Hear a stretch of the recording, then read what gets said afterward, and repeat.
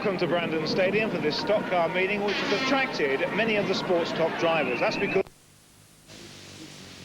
always start at the back of the grid.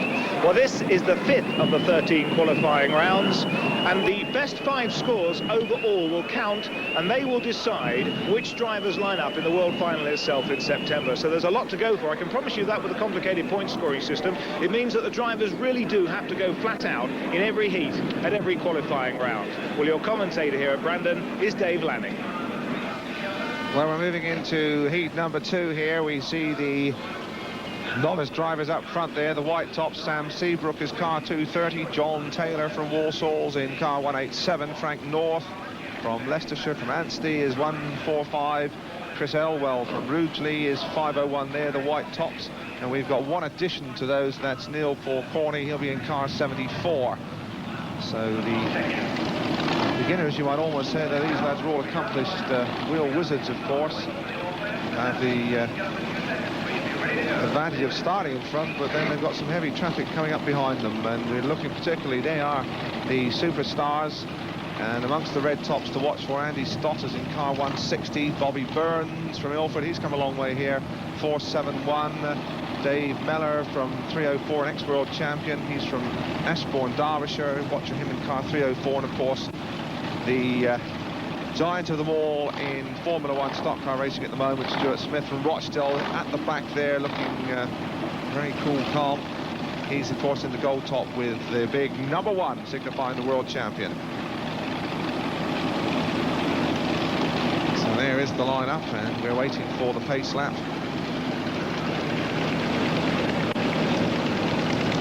And they are shutting the pit gate, which is always a signal that we have the full list of starters. We've got 21 in this race. Remember, it's 16 laps, and the action coming your way thick and fast. They do make a lovely purring, throaty roar when they're warming up like this, don't they? I might call this sport every driver's sport to lose his inhibitions. It's good knockabout stuff. And of course, it's got more and more professional and very much more technical over the years. The old days of just bangers and smash have disappeared, certainly at this level of stock car racing anyway. There's the signal, and I think we are ready to go now in heat 2. Here's the white tops. Amongst the yellow tops, we've got Lee Wilson, a local boy, Daventry, Mo Masters. We've got Bernard Poyser from Leigh amongst the yellow tops, and from Meriden, near Coventry, of course, Mike Shirley, he's in car 395 amongst the yellow tops to watch for.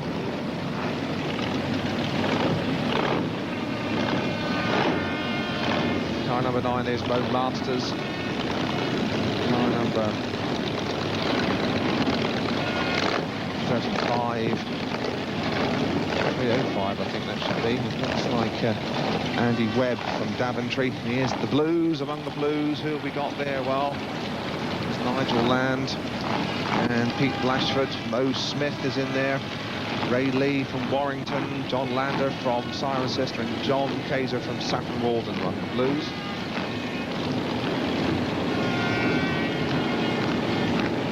And here comes the king of them all, Stuart Smith. Looking ready for action, and very, very menacing indeed. What a beautiful piece of stock car machinery.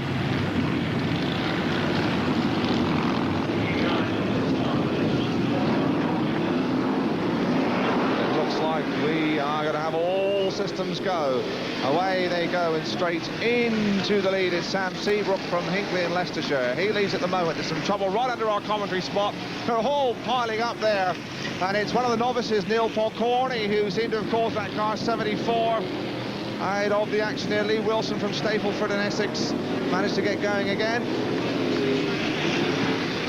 But it is car 230, and that is Sam Seabrook who leads, who got clear. Some trouble right under the commentary box at the start of this heat number 2. There is the leader.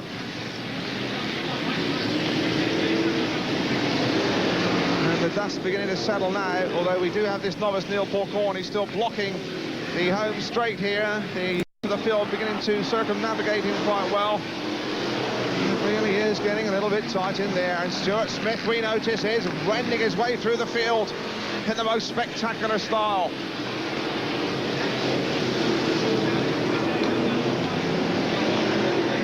There is Smith, and he's picked up a few already. You can see him having a battle with his fellow superstars there in the red helmet, red tops. Smith at the moment with Andy Stott of Wakefield having a rare ding-dong. Smith is back in 9th place, and he really is putting himself about. Stott, of course, is an experienced driver as well, knows his way around and giving nothing away. And there goes the nudge, and he's pushing him out of the way, and that was a superb piece of stock car driving there from the world champion. Really is picking his way through the eye of a needle. There's Stuart Smith. We saw him beautifully turn and flip his rival Andy Stott out of the way there, and now he's going through on the inside past one of the white tops. That's 189, having a bit of trouble. That's John Taylor, and Smith's going strong.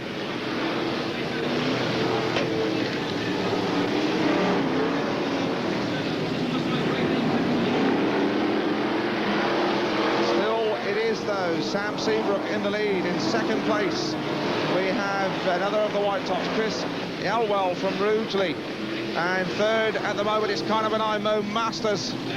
But this man Smith is making his way through the field, and the crowd here at Brandon mostly are watching him. We know who the leader is, but we're just waiting to see just how long it's going to take the world champion to work his way through, and just if he can, because time now is beginning to run out. We're on the 8th lap of 16, so we're midway through.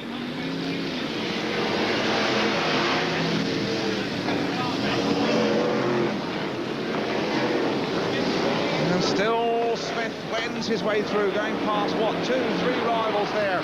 And that means now Smith's up into 4th place and closing on the leading 3.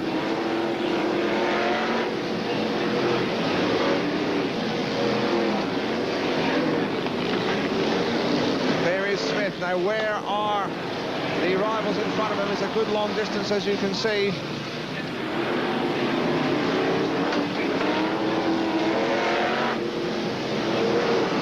Under half the race still to go, and it's still Sam Seabrook who leads it, but he must be getting more and more aware surely that the world champion has worked his way through. Remember, the top 6 placings qualify. Stuart Smith can pick up some extra money here, and he really is driving beautifully. Now Smith has moved up. We saw him just bypassing some rivals. He's in 3rd place now. In 2nd place, it's Chris Elwell. And there's Sam Seabrook in all kinds of trouble. And he's moved up into 2nd place now as the world champion. And where is the leader? Here is the leader here. And there is Stuart Smith. And there's about, what, a quarter of a lap between them. And can Smith possibly now catch it up? We're on the 14th lap coming up next, so only 2 to go. And it must be said that the white top driver, Sam Seabrook, really has done awfully well here, although Smith is still after him.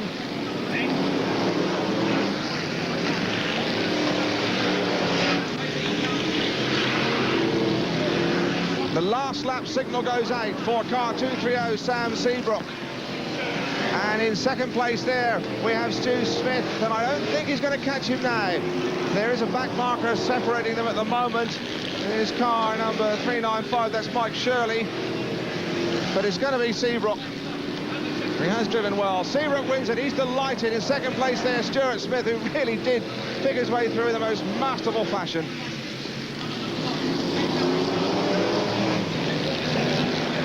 Well, there's the world champion.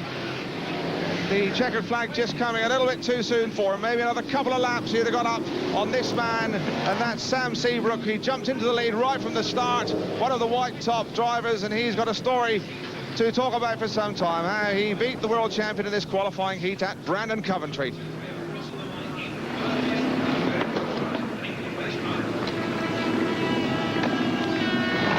So the Midlanders here at Brandon will be enjoying that one. Sam Seabrook from Hinckley, Leicestershire, just across the way.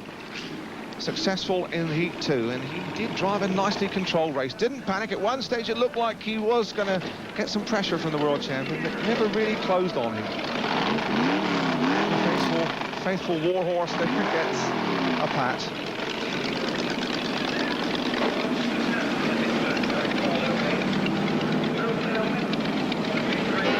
So there is the winner of Heat 2, and he really was a good winner too. That's car number 230, and that's Sam Seabrook. There we can see him without the paraphernalia from Hinckley in Leicestershire.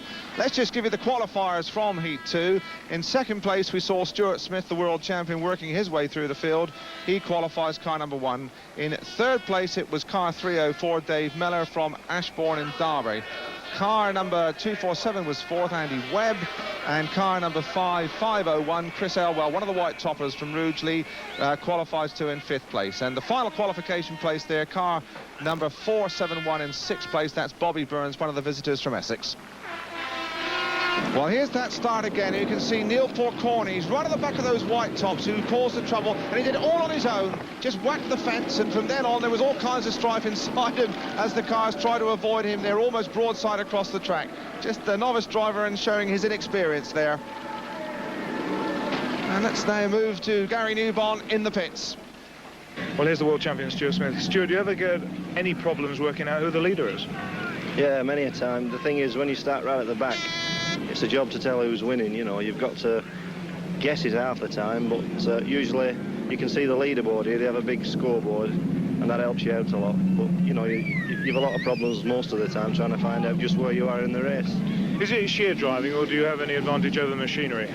Well, I'd say 50-50. You've got to have a good car, and it's got to be set up absolutely perfect. And that involves quite a lot of work, and you've got to be able to drive it, of course. Well, once you become a superstar, it really is hard work, isn't it?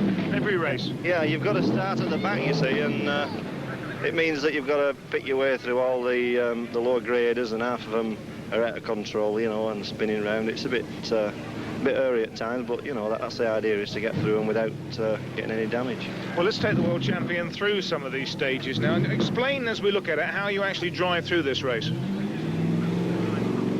Well, the thing is, going into the corners, that's where the car tends to slow down, and you've got to push the car in front wide if you can. It doesn't always pay off. It depends who's behind you. You see Big Dave there's right behind me, and he's just waiting for me to make a mistake. And you've got to be it's like, I always call it like motorised snooker, me, because you've got to actually lean on the guy in front at the correct speed and the correct pressure at the correct angle and everything. And that's why, you know, years of experience come in handy. You didn't catch him in that heat, did you, in the end? No, I just needed about 3 more laps. For the finals, another 5 laps, I think. That's right, it is. So it just gives you're just in with a chance if you keep out of trouble. And you well, the top 6 go through to the grand final. You're safely through the grand final, so you can have a breather now. And in fact, we can take a short break. But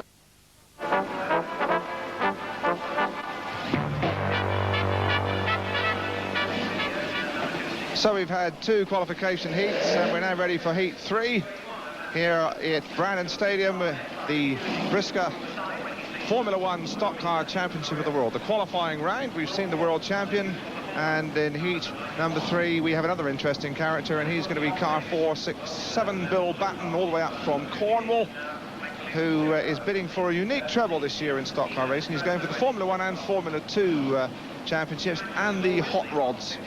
And tonight he is using a car loaned to him, we gather, from Bert Finnikin. A nice gesture amongst the big guns of stock car racing. You can see the starter there getting them all under control. We've got 21 cars here, 16 laps, remember. The top 6 go forward.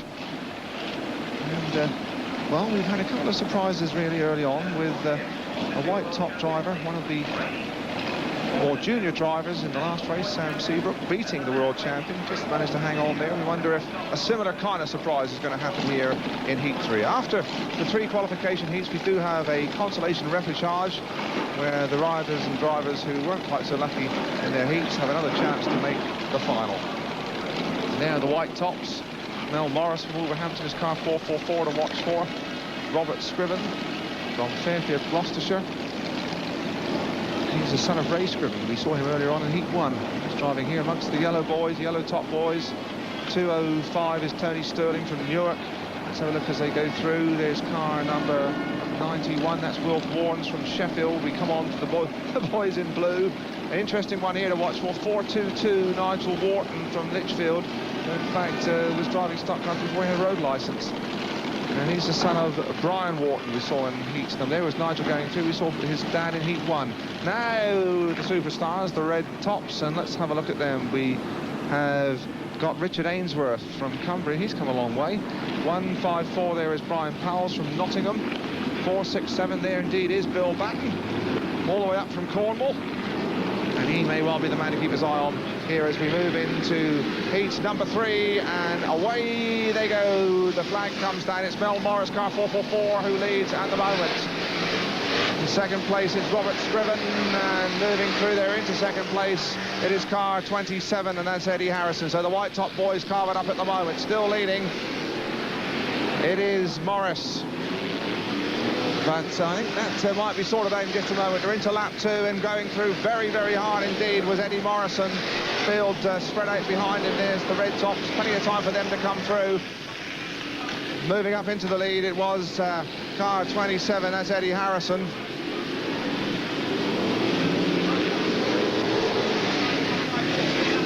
There's Harrison, the leader. He's from Middle Barton, Oxfordshire, going sideways on. A tremendous piece of action. Of course, the secret is to try and keep the wheels in line. And there's a little bit of trouble behind Harrison there. They're all piling up there on the pit corner.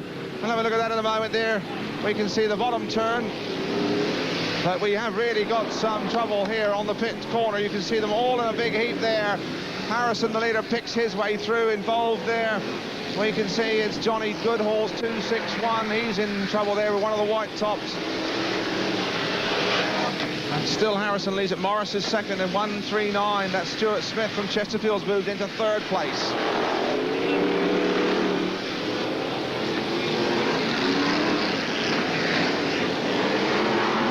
Tremendous piece of action there. And you see the spin there. Fine piece of driving there. That's 203. Danny Clarke from Kettering really holding out beautifully.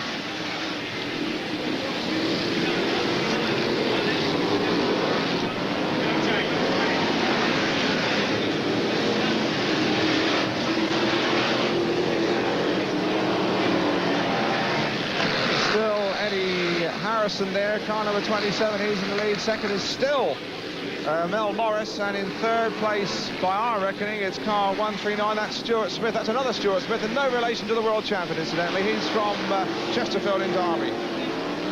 Harrison has some trouble there, the leader. That's going to change the leaderboard. Sailing through there went Pete Doran. And Mel Morris also making up some. There's Eddie Harrison. And now, with 7 laps completed, still Harrison in front, despite that spin. Mel Morris is in second place. Doran, that we saw going through, is in fact a lap behind. He was involved in that fracas earlier on. The end of 8 laps, we're midway through. And it's still car 27, Eddie Harrison leading. We wonder where, in fact, Bill Batten is. Smith has moved into second place, so it's a good day for the Smiths here. There's Harrison.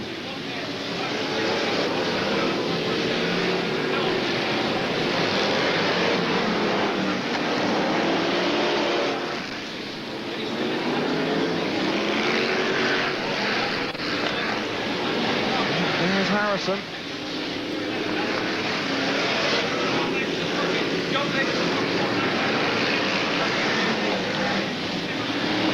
Harrison being slowed up by some of the back markers here. Pete Doran is a lap behind.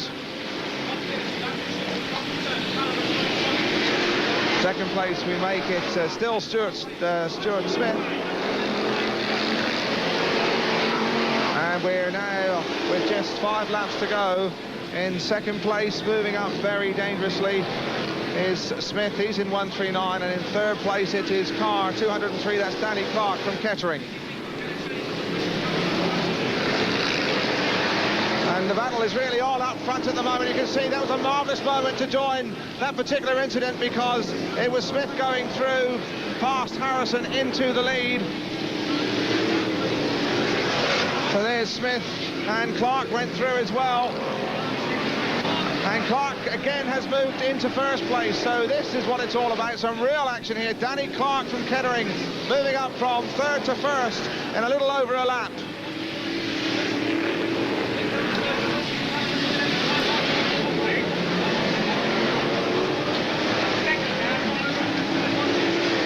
Is Danny Clarke. He really saw his opportunity and grasped it with both hands there. Went past first Stuart Smith and then Harrison.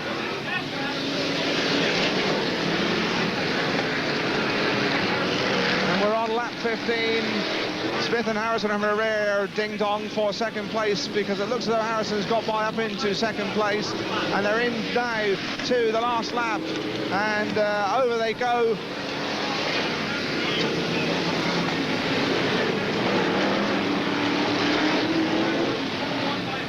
Well, Danny Clarke, it was who found the moment, found the drive, found the opening to go through there. 2/3 of the way through that race, Danny from Kettering in Northamptonshire. There he is, car 203. We managed to catch both those moments of overtaking.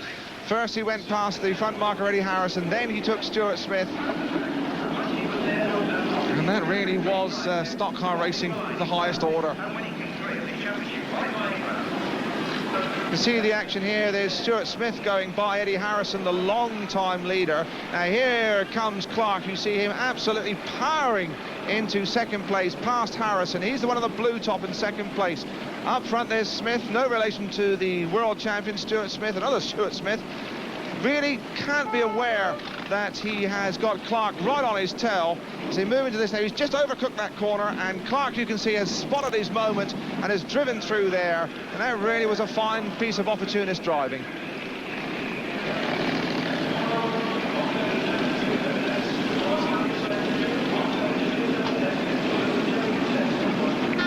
Well, there is the winner of heat number 3. That is Danny Clarke on his victory lap.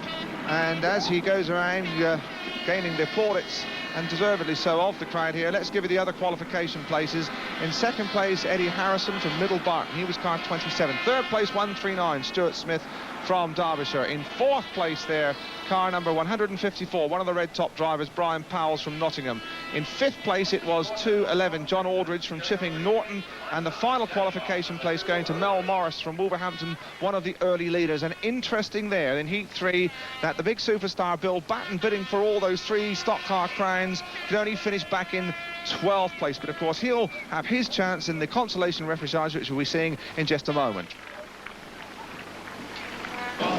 Well, we are now ready for the Consolation race, and it really should get a bit hot in here now, because we move on to, what, about 30 cars. We haven't really finished counting yet, but they're going to go 20 laps. And remember, we've had 6 qualifiers from the first 3 qualification races, and now the 6 top placings in this Consolation race go forward to the final. Just looking down the list of the starters, we have got car 127, car 1, that's John Rawlings. We've got John Taylor, Rob Scrivens is in there, Steve Bateman 427, we just saw him going through picture, Colin Casserly, Graham Soul, Mo Masters, car number 9. They really are just all piling out. Virtually this is a race for anybody who is fit and his car is still in order amongst the red tops. We have got there Dick Powles, we've got Andy Stott 160, Brent Savage 130. We have there 354 going in amongst. That's of course Robin Ainsworth from Ulverston, Cumbria. He's come a long way to go back without any reward. There he is, 354, Robin Ainsworth. And so away we go, and straight into the lead. There it is, John Rawlings 127, and there's some trouble right in front of us there. That was car 157 who cracked, and Mo Masters has gone as well there onto the infield. And the battle up front, and let's have a look to see where it is. There it is between car number 127, that's John Rawlings, and moving in Chris Lloyd is giving him a nudge straight across the infield. The barrels are bumping, the tyres are going, and we really have some action thick and fast in this Consolation race, but coming clear of it all, we have car 294, and indeed, as we see him come round, it is 284 rather, Chris Lloyd who's moved into the lead, and the field are really chasing the pack. suit.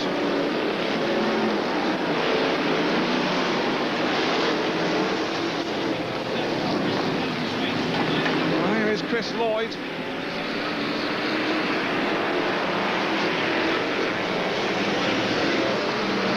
Looks like Leigh Wilson, the young man, car 11, 111 in second place. It is indeed.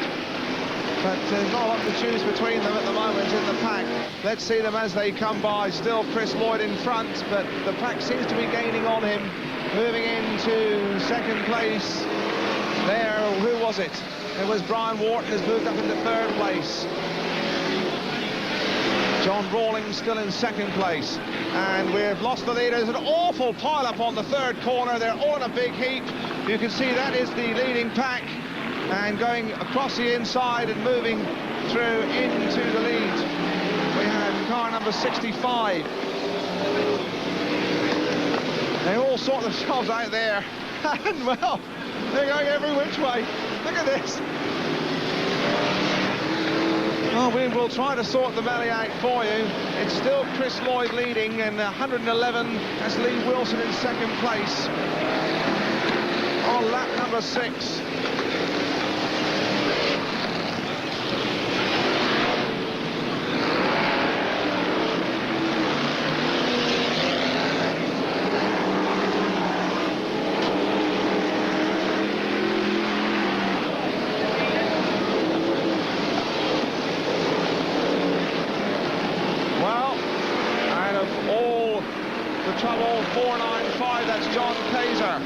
From Saffron Walden, who by our reckoning up here has moved into the lead. But the incidents and the fun and games happening so quickly that really and truly only the lap scorer could tell us accurately. We make it John Cayzer who leads it, and that's car 495.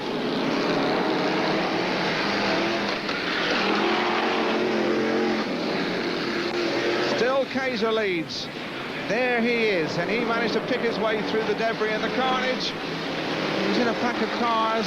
179 is in second place, 179. And in third place, it is 427, 179. Alan Barker from Batley. He's the president of the Drivers' Association, so he should know his way around here at Brandon.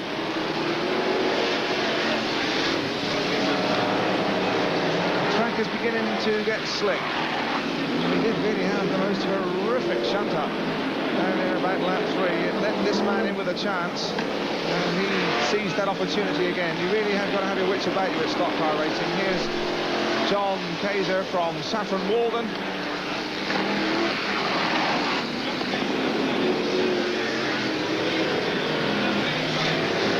Driving a controlled race now, Cayzer. He has got to watch his tail. It's a 20-lap race, of course, so there's still a fair time to go. We're just moving into lap 13 now. We make it Cayzer first, and in second place, Alan Barker, and in third place, car number 427, and that is Bateman. Steve Bateman from Banbury in Oxfordshire.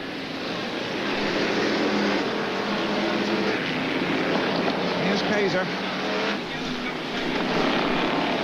A reminder, of course, as we follow John Cayzer, that this is a qualifying round of the World Championship. We've already had rounds at Ringwood, White City, Manchester, Bellevue and Sheffield.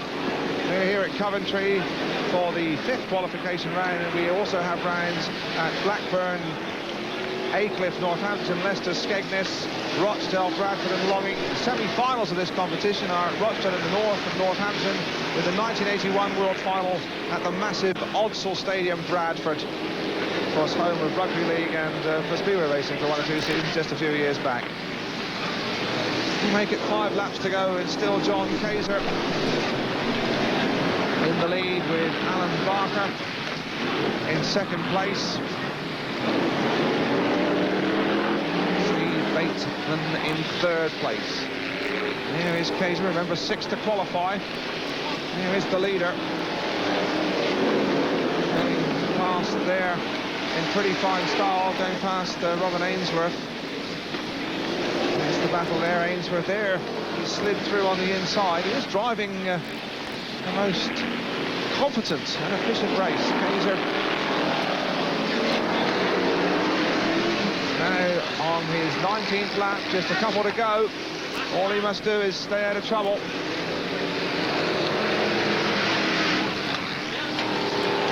He's moved into the last lap now, Cayzer. And he's safe and surely home and dry here. Nobody inside. He goes over the line in first place. We look for the second place man, who should be Allan Barker.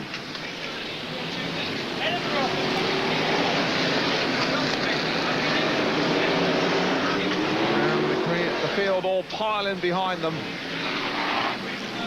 So a qualification heat, really, where it all was sorted out after a really colossal pile-up down on the third corner about lap 3. But the man who did get clear of all the trouble was this driver here, and that is John Cayzer, 4.95 from Saffron Walden. He goes forward into the final. If he maintains that sort of form, he'll be a threat there too.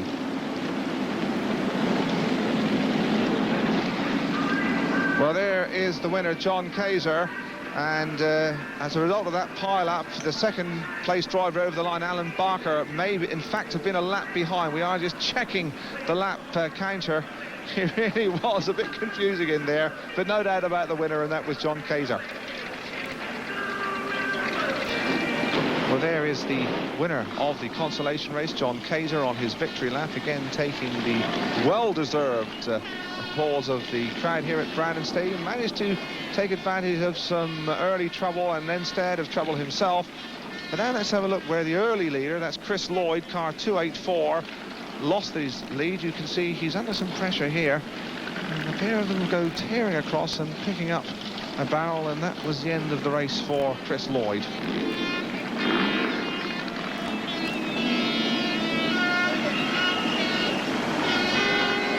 And now down to Gary Newbon in the pits, who's found somebody very interesting to talk to. Yes, an unusual character, this 18-year-old Nigel Wharton. Unusual because he won 3 major meetings in a week, and then what happened, Nigel? I failed my driving test. Well, how did you do that? It was my emergency stop. I was too keen. I would have thought that was the one thing you would have got right from this. Oh, yes, I know I did. Now, you've made tremendous progress. Your father's in the final, actually. Right. Oh, yes. But what happens when you two usually meet? You unfortunately haven't reached the final. What happens when you normally meet? Well, I usually do a bit better than him, but he looks like it's the other way around today. And how do you find the driving of these, then? Very hard. You have to put a lot into the sport to get anything out at all. Yeah, because it suddenly went wrong for you in your heat. What happened? A back tyre broke up in my heat. So. The consolation final, John Cayzer we saw winning it. In fact, it was Steve Bateman in second place, Pete Doran in third, Nigel Land, Andy Stott and John Lander. They were the qualifiers. There were, in fact, 14 cars in that pile-up on lap number 3, and that really sorted the men out from the boys. And we have now got the men, really the hairy men, left in the final. Remember, there are 24 finalists. They all go. They've all had to work their way through a very hard way through the heats and the consolation final. Let's just have a look down these starters, because we're in amongst the blue tops there. We've got John Lander, Andy Webb's in there, Pete Doran, Danny Clarke. We saw him winning one of the qualification races. Brian Tuplin, Nigel Land, and of course another race winner in the consolation final. That was John Cayzer. He's 4.95. There are the blue tops starting in this 20-lap final. Well, these are the white tops, and they have caused a fair bit of excitement. Starting at the front of the grid, and we've got their car 444 Mel Morris. Number 27 is Eddie Harrison. We saw him leading one of the earlier races for a spell. A race winner was Sam Seabrook. He's 2.30. It'd be nice if he could repeat that dose in the big final. Chris Elwell is 5.01, and Steve Bates is 3.37. He led early on in one of the heats as well. 1, 2, 3. You can see there is Chris Elwell. 3.37, Steve Bates. Remember, we saw him up front until he ran into some trouble. Coming to the yellow tops. Try and read a few of these off as they go by for you to watch for. So 110 is Ray Scriven. 211 there, John Aldridge. 427 is Steve Bateman. In amongst the boys in blue. They all get qualification points, remember, according to their placings. We have Brian Tuplin, 155. 459, there's Nigel Land. And now we come amongst the big boys, the superstars, the red tops. 208 there was Martin Fernihough, and they're beginning to warm up now and there. Right at the back of the field, the world champion gold top Stuart Smith. We saw him working his way through, didn't quite make it. Will he make it in the final as the flag goes down? It's Mel Morris who moves straight into the lead. Mel Morris in front. Second is Chris Elwell. Third is Eddie Harrison. The white tops at the moment in front. And of course that's predictable. But they've got a long way to go. 20 laps around this Brandon circuit, and they're all over the place in the dirt on the bottom corner. And there's some fun and games up on the pit corner too, but it's still Mel Morris after that one. Chris Elwell is in second place. In third place it is Sam Seabrook now. And we've lost Bobby Burns, and we have lost on that top corner in the melee Andy Stott. Stu Smith is in 12th position. He's really made up some ground already. The leading pack is still Mel Morris in the lead. In second place now it is Chris Elwell. In third place, well, it's a battle going on for third place, and the places are changing it all the time. That's Sam Seabrook. His race looks to be over, and the sparks are beginning to fly as Chris Elwell gets into trouble up by the pit corner. Still Mel Morris leading. In second place now,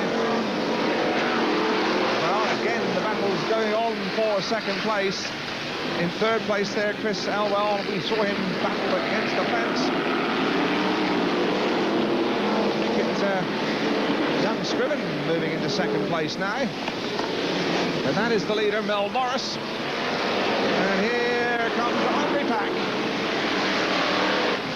Danny Clarke, a race winner, and they're going almost out through the pit gate. You're supposed to turn there, fellas. Smith has moved up into 7th place, and then we are now on lap number 6. Still 14 to go. The world champion is picking his way through the traffic.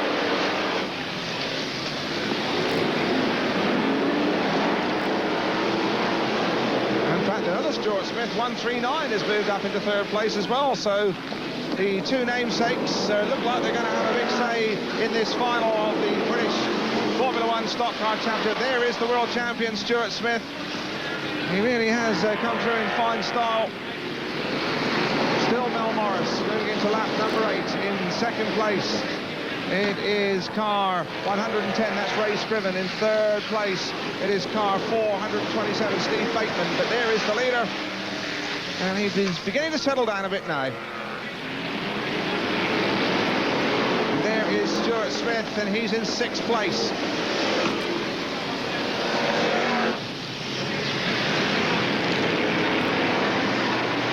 There's been enormous shuntage. You can see again on the pit corner.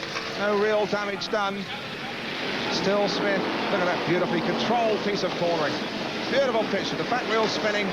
The tyres, of course, are adjusted to suit surfaces. Some are a loose surface like this Brandon track with its granite top surface. Others are a tyre macadamized or hard surface. Smith is in 5th place now. Still the leader, Mel Morris.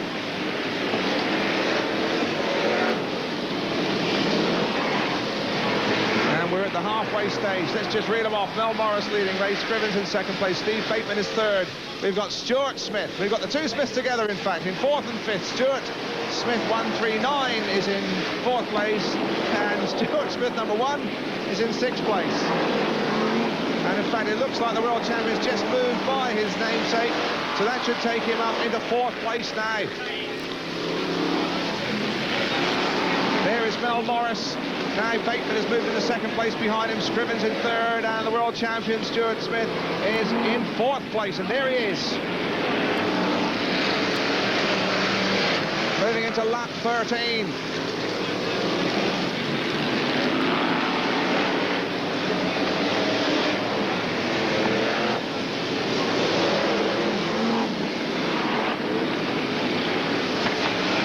Smith trying to make up this lost ground.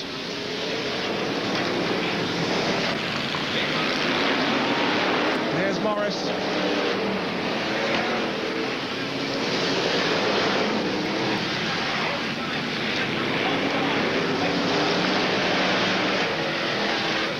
And they really are settling down a bit now. The big question everybody's asking here at Brandon, can they catch Mel Morris? Morris, their car number 444 in the lead. Steve Bateman is in second place and he's not that far behind. We've got Stuart Smith. Now number 1 is moved up into third place by our reckoning. He's up into third place now. Morris leads it now. We've got Stuart Smith moving very, very hard on the back of Steve Bateman. He's going to swing through on the inside. He's moved up now into second place, and now he's chasing hard after Mel Morris. There is the distance between the pair of them. It looks as though the world champion, providing he can stay out of trouble, he gets into a little bit of a slide around the bottom corner. He's still under some pressure from Steve Bateman. Car number 427 in third place. That's the battle for second place. Mel Morris is up front, and Morris, as they come on to lap number 18, it looks like Bateman, in fact, has moved back into second place. Stuart Smith dropping back into third place. So it still really is all happening. They're on to the last lap. And Smith again has moved into second place. Can he possibly get up and catch Mel Morris? He's got, what, about 30 lengths to do it. And we're in now to the last lap, and it's over the checkered flag. This is the last one around here, and Morris still holding on, and Smith making his big effort now. Smith trying to come through on the inside. Can he possibly do it? He has done. Smith just gets up on the last corner. So Mel Morris, and while he sorted it all out, in fact, Stuart Smith in his agitation did an extra lap there. It was Mel Morris, car number 444 from Wolverhampton, a local boy, a white top driver who just held on there to win that qualification round. That's a surprise, but the local crowd here are loving that. The world champion, in his frustration, roared about an extra lap, and in the confusion, when we sat and worked it all out, it was in fact Mel Morris who pulled it off. Well, Stu Smith, the world